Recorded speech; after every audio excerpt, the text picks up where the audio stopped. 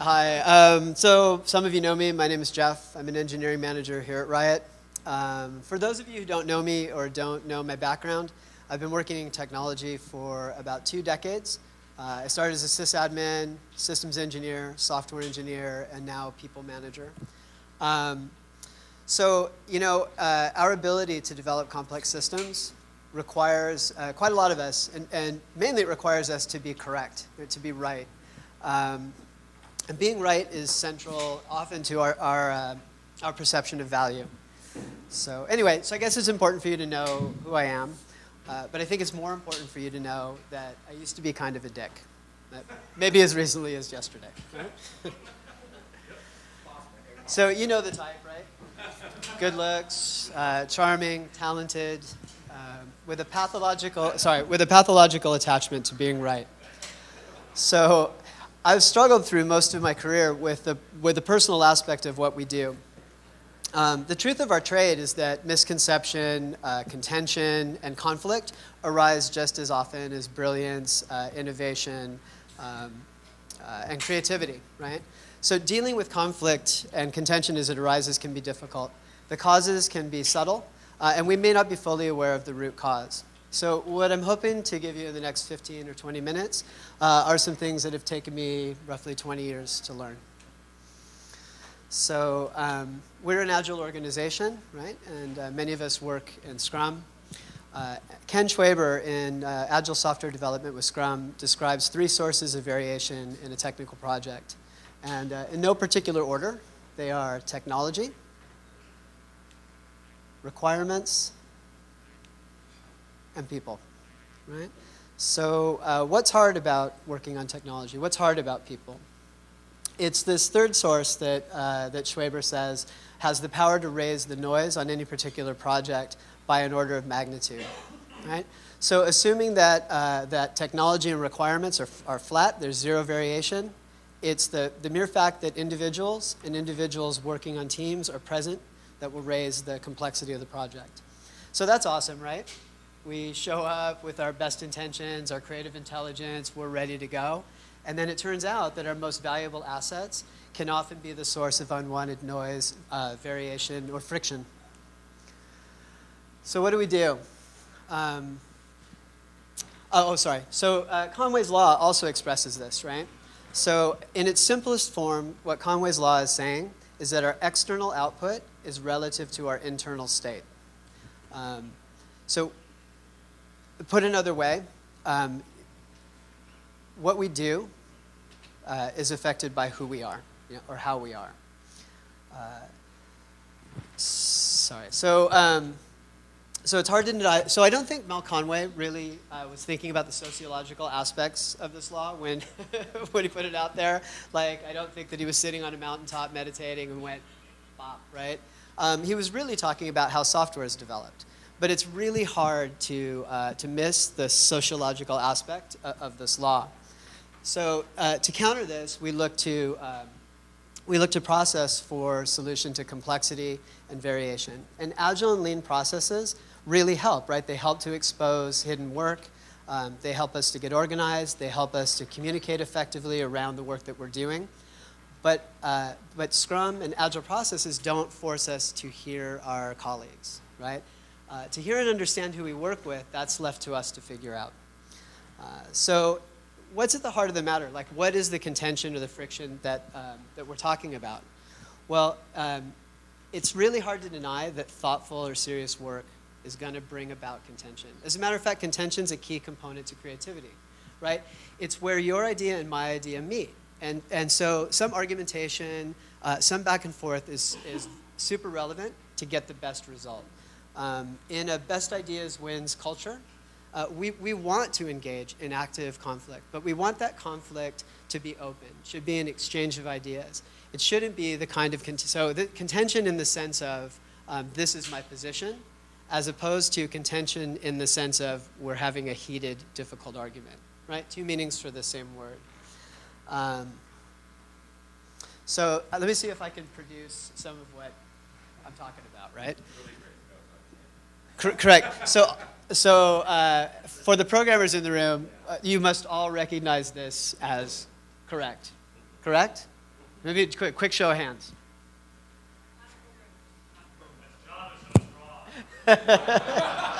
Exactly. Is the Java wrong too? Awesome. So of course this is wrong, right? Quick show of hands. Wrong. Well, it's right. So I'm going to agree with Andy, right? So maybe what we want is consistency. Potentially they're both right. By the way, I feel pretty much the same way the whole room feels. Minus Andy, right? Sorry. So when we look at either side of that equation, and we feel a strong sense of identity, because I know that I have, right? I know that I've encountered projects or I've encountered other dudes' work, and there may be many other factors that are floating around in my consciousness when I lock in on the misplaced curly brace and label that dude a moron, right? So let's talk about what happens when that happens. This is the idea of ontological arrogance. Ontological arrogance is the idea that we have a lock on reality. So my reality is objective, it validly exists, and it's knowable by you. So if you fail to see where the curly brace grows, if you fail to understand which is right, it is not just that there's a misunderstanding between us or that there's room for us to converse if I take this position. This is clearly that you are wrong. And if we couple this with the idea of naive realism, I can now add this, I now get a superpower, right? And the superpower I get is the ability to assign intention or motivation to your misunderstanding. So I see reality objectively and clearly. The curly brace goes here. You don't, and the reason is you're bad, right? You suck, you're belligerent, you don't want to see it, right? And this doesn't occur every time that we have a misunderstanding, but it happens, right? So the failure for another person to share my view, when we're talking about this, arises because they're belligerent, they're lazy, they're irrational, they're in some way unable or unwilling to be reasonable, right? Or they have some biased sense of self-interest, some particular ideology that's driving their choice.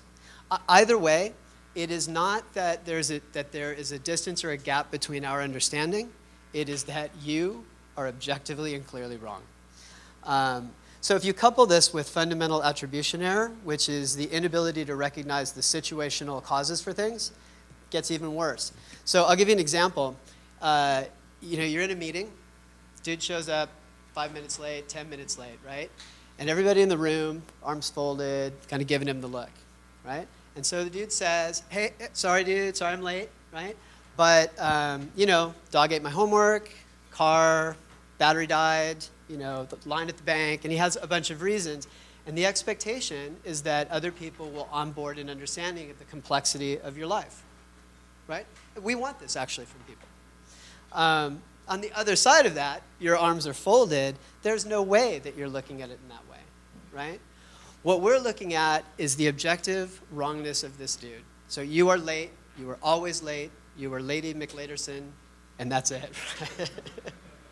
Right? So I hit myself in the face with this hammer a lot, right? I'm right. How do I know I'm right? Because I'm right. Simple. All right. So this is the problem, or at least that's the problem at the psychological level. This sometimes gets coupled with afflictive emotions like anger. And when that happens, it gets even more awesome, because now we have a subtle psychological effect or a cognitive bias at work, and we have a physiological response. So that dude's late, he's always late, and now I'm going to let him know because I'm pissed. And so let's talk about what happens when you're pissed. So this model of the brain is actually pretty good for this, but I'm going to use my hand, right?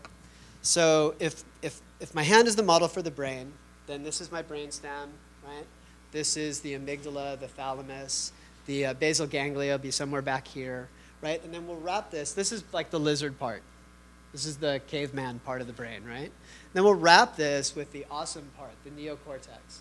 So the neocortex is where all the stuff that makes us awesome happens. And so when we get angry, right here, the prefrontal cortex, when we get angry, the prefrontal cortex effectively shuts off. So now all thought that is typically all happening here in the neocortex, stops. So fMRIs of this literally show the whole neocortex is lit up, right? I'm thinking, I'm not. It goes dark, and the amygdala lights up. Hijack, right? This is called the amygdala hijack. It's as if the little connection here is gone. So you can think of it as a brain reboot, right? At that particular moment, you have surrendered all your higher cognitive skills. You've just given them up. So arms are folded. We've labeled the dude, and now we're mad. And who's going to drive the car from here on out as we have this discussion with the person? The part of our brain that is designed to keep us from being eaten by wild animals, right?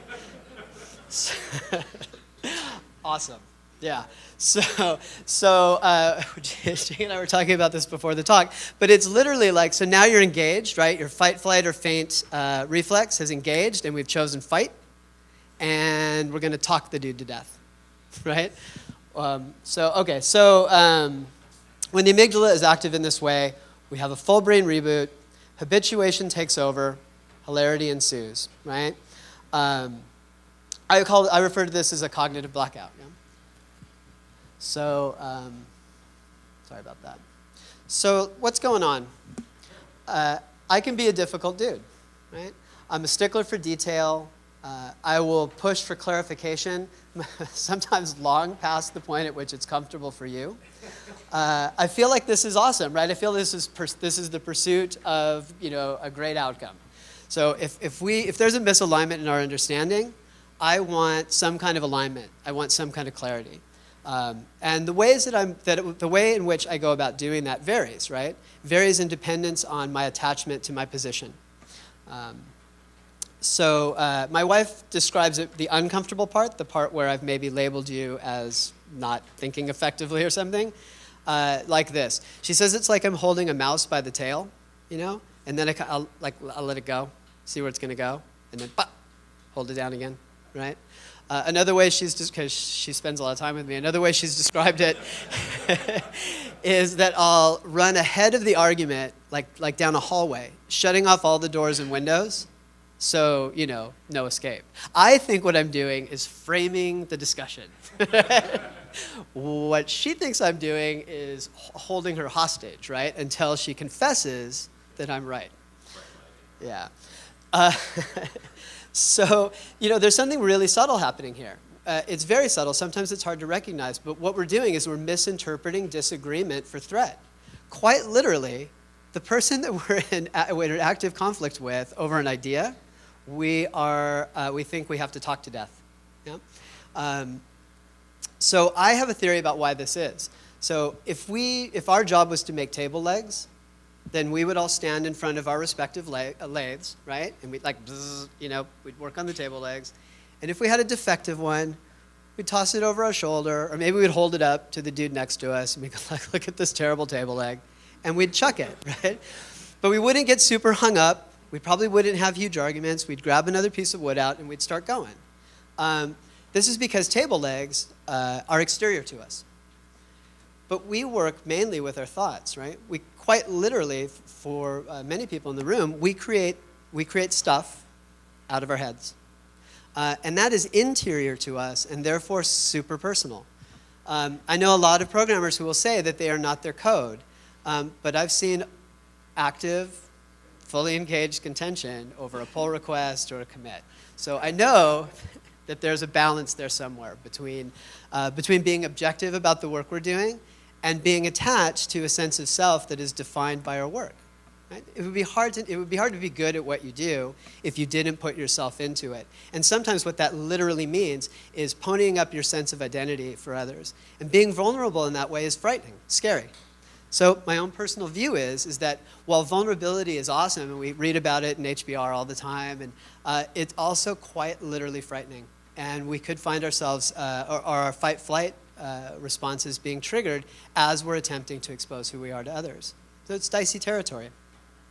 One question I think that I would hope you would take away from this talk is how can we be authentically known to the people that we work with if we're paralyzed by fear that they will touch inappropriately our sense of identity, right?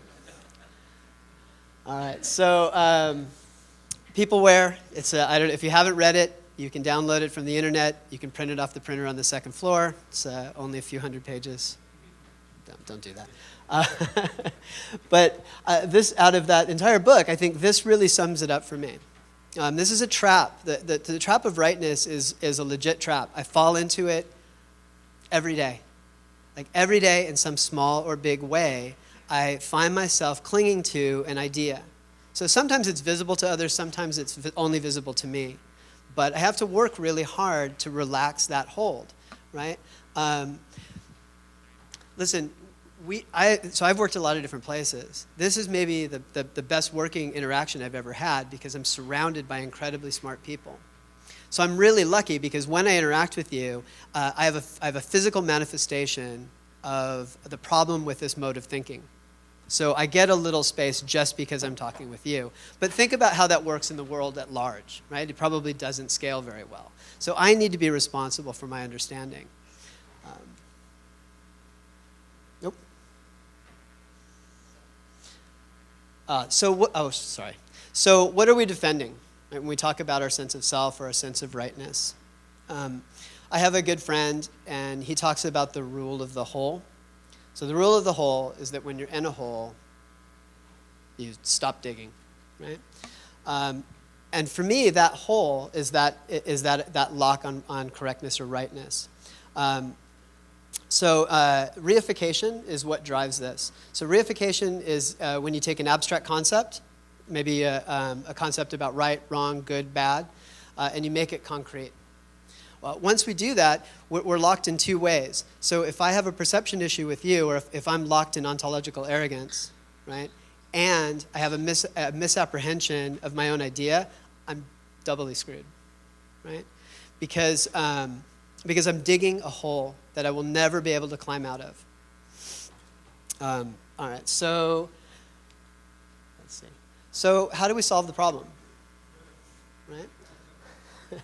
So the answer is to turn it on its head. First of all, the answer is the core of the answer is to recognize what's happening. So now that I've said these things to you and given you like a little bit of information about the dynamics, I've upped your sense of responsibility and my own. By outing myself as a dick to you and exposing the components of that behavior, I've set a new standard for how we interact, right? Because I have a responsibility to check up, and you now have a responsibility to check up, right? Jim McCarthy says never do anything dumb on purpose, and the way that relates in this slide and at this moment is that now that we're armed with a little bit of understanding, we have a responsibility never to do anything dumb, right? So I am not a dick because my amygdala hijacks me or undermines me, right? It's not that little blue, I don't know, bud inside my head that does it. I'm also not a dick when I'm a dick because my psychology needs a little tweaking, although that could be true, right? This is not the cause. The cause is my desire to fence you out, right? To preserve my sense of what I know, of what is comfortable, and to exclude your new idea, right? All right, so how do we change it? For me, this meant, first of all, acknowledging that value could exist even if I couldn't directly perceive it. So what really helps me is this understanding, that inferential understanding can be really helpful. So knowing that where there's smoke, there's fire can be helpful, right?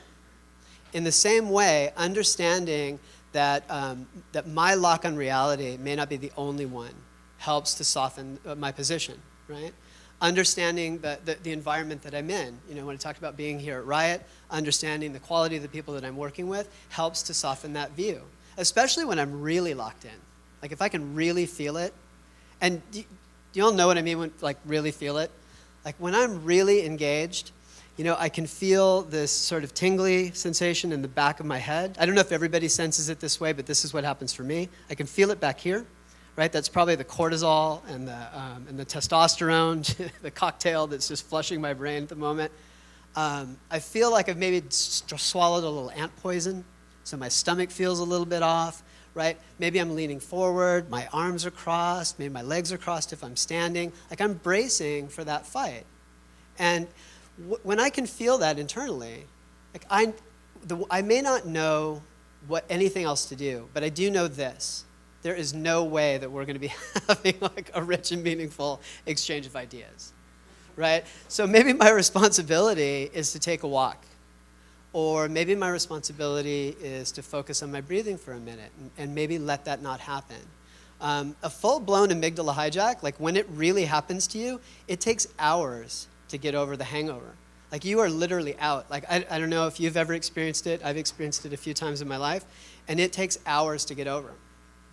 So not having that happen to you is one awesome outcome. Like regardless of your concern for the preservation of your idea, allowing you to retain the use of your brain for an extra 2 hours a day, super valuable. All right. So what have we talked about? We've talked about self-awareness, right? I understand who I am, but I also understand a little bit about who you are, and this softens the view. Empathy. Well, we can have empathy in two ways, right? So one example of empathy in this situation is to understand how when my behavior is poor, if I'm really locked into that, like, come on, we're going to fight mode, right? If I'm locked in there, then my behavior is going to affect you negatively. And out of empathy, I might choose to change my behavior. But there's another way that we can think about empathy in this case, right? We can have empathy for the person we're interacting with because what's happening to us can and likely is happening for them, right? Even if we're not aware of the full physiological side, or we're not aware of some of the cognitive biases as they're happening, we can keep in mind that what we say, what we do affects others. It's not easy, and I'm not suggesting that I have this right? I get this wrong all the time, but this is a safe place to practice. Your colleagues, your colleagues and your family are here to work with you, and it's a safe place to practice. Not practice, seeing how far you can go with the hijack, but practicing, sorry to hear that. But practicing suppressing it, right? Or giving yourself some space from it. So Chogyam Trungpa said, we're awake.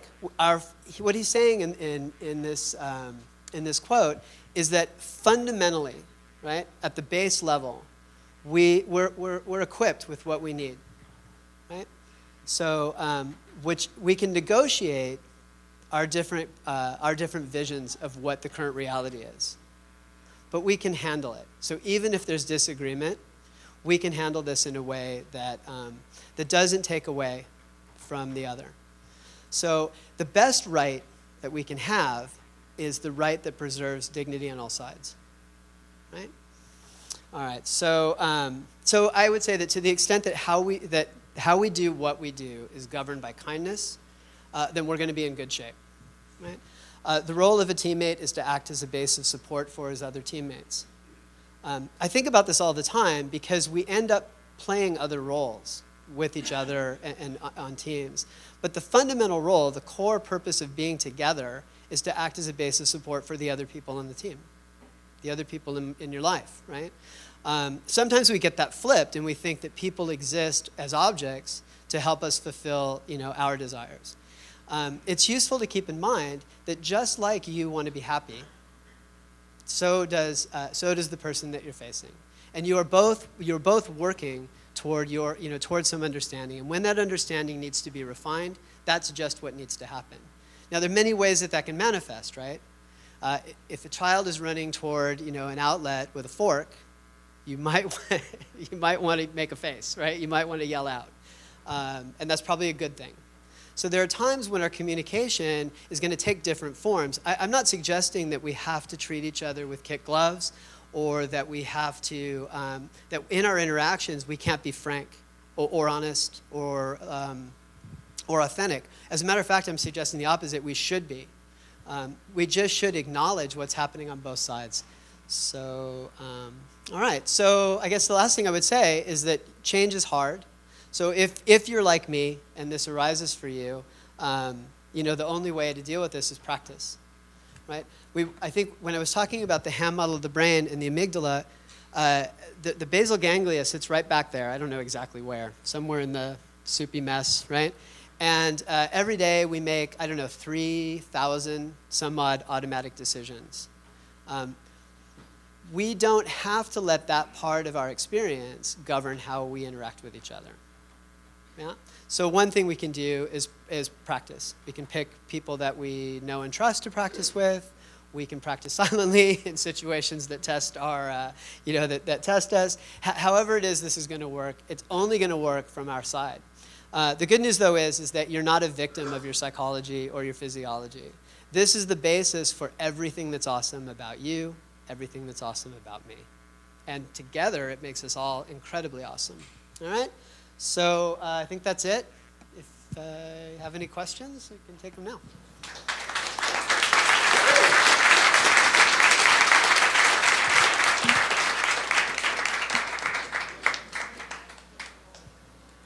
Yes, sir. I know you said working in teams, we're there to like support each other, but at the same time, like we are responsible for our own kind of reactions during this exchange of ideas. Is there anything one can do in a team to help support someone else if you're seeing this kind of like cross arms and kind of confrontational stance in one of your team members? Is there anything you can do to support them and help them, or is just the best thing just to move away from the situation and let it calm down? Well, I don't know if there's a universal application that works, but I think this goes back to the idea of your inferential understanding, right? So it may just be enough to know that where there's smoke, there's fire, right? And the best thing might be to just give that person space. I think this position, this like the crossed arms position, is really indicating I'm not. I mean, it could just be the person's natural demeanor. So I'm not encouraging you to not talk to people that cross their arms because they're cold, right? but there are. So the human body comes with 5 facial expressions that reveal our emotive state. So you can know and trust whether someone is happy, disgusted, angry, or sad. And I think there's a few others now, maybe up to 7. Did I get them all? I saw you counting. Well, there's another one. Maybe it's the O face. I don't know, but they come. This is on.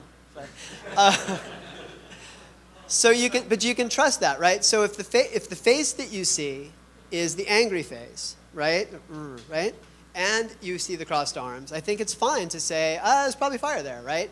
And if for you what's right is to move away from that, or if what's right in your understanding of your relationship with that person is to give them space, then you have to give them space.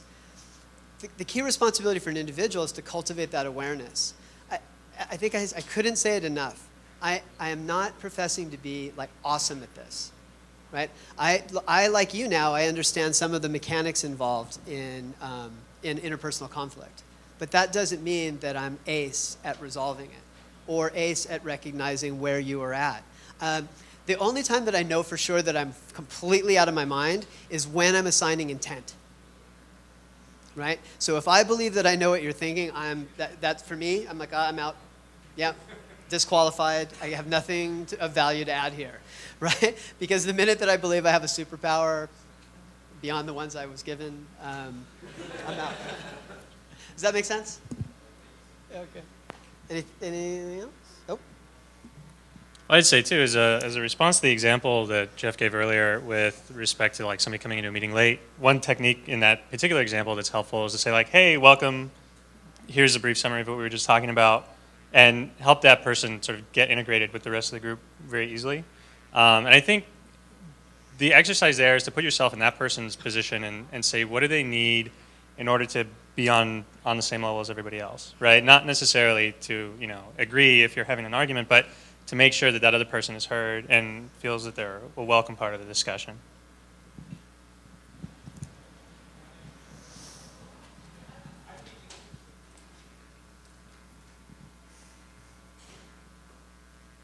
And To tie in exactly what Chris was saying, I would just say the key word I think is safe, to make the person feel safe again, to share them, because they're in that fight or flight pose.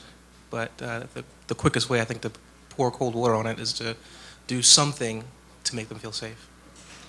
Do something to make them feel safe, right? So, I like the fainting goats. Like, I wish I had a reflex like that would just signal, like, I'm not a threat to you.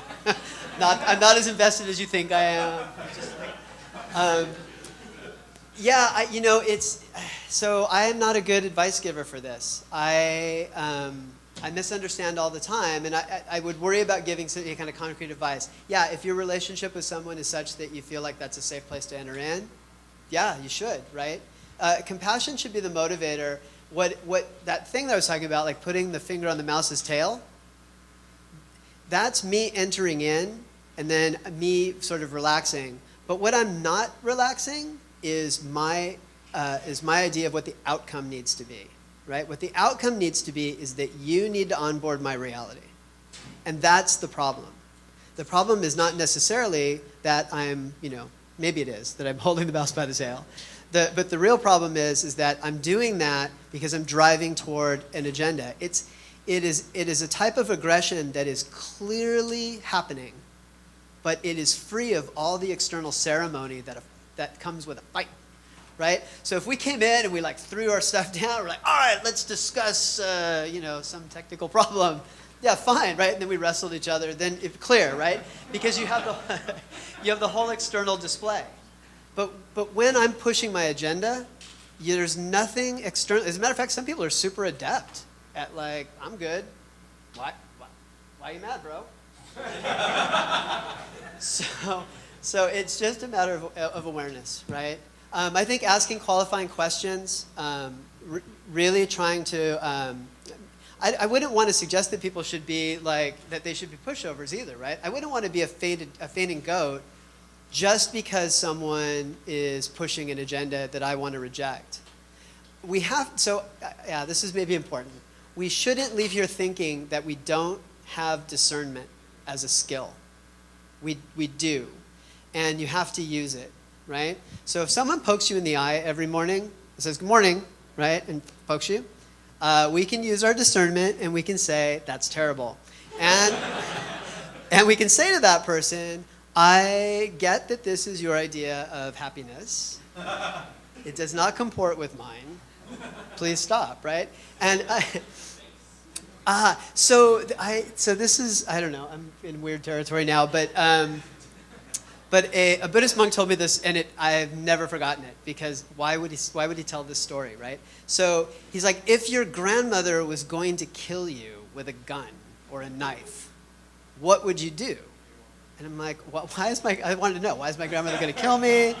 Why a gun or a knife? But anyway, I didn't ask those questions, and I didn't ask any. I was like, I don't know, what? And his answer was, well, you would disarm her with love, right? You wouldn't kill her. And sometimes that's the deal, right? When someone's doing something, you need to let them know, but you don't necessarily have to kill them. And I know there have been many times that I've gone into situations needing change, but have gone in like too hot, too aggressive, right?